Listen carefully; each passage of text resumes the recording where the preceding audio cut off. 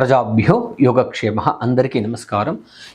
ఈ సింహరాశి వారికి ఈ శని గోచార ఫలితాలు ఎలా ఉండబోతుంది తెలుసుకుందాం. మీకైతే 8వ స్థానంలో ప్రస్తుతానికి శనిగ్రహం ఉండడం వల్ల 8వ స్థానాన్ని మంత్రస్థానం, అదేవిధంగా ప్రయోగాలు ఇట్లాంటివి కూడా అంటూ ఉంటాం అన్నమాట. అనవసరంగా వాటిపైన మీకు దృష్టి వెళ్ళడం, లేదంటే మీరు మాకేదో అయిందని ఇబ్బంది పడడం ఇట్లాంటివి జరుగుతూ ఉంటుందన్నమాట సింహరాశి వారికి. అదేవిధంగా అష్టమంలో శని ఉండడం వల్ల ఆరోగ్యంలో కాస్త ఇబ్బంది పెట్టడానికి అవకాశం ఎక్కువ ఉంది.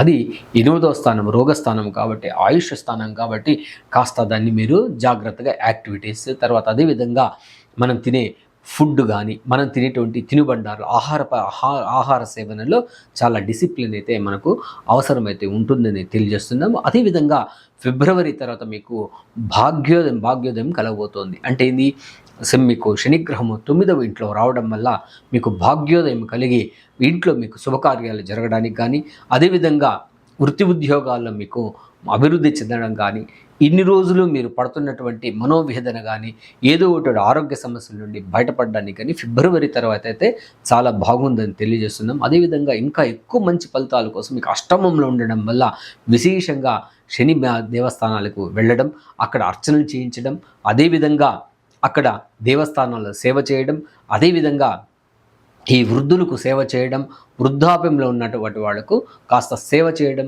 ఈ వికలాంగులకు ఇట్లాంటి వాళ్లకు సేవ చేయడం వల్ల చాలా అనుకూలం ఉంటుంది. అదేవిధంగా మీకు పెద్దనాన్న, అన్న అనే వాళ్ళు ఎవరైనా ఉంటే వాళ్ళ యొక్క ఆశీర్వాదం మీకు చాలా ఇంపార్టెంట్.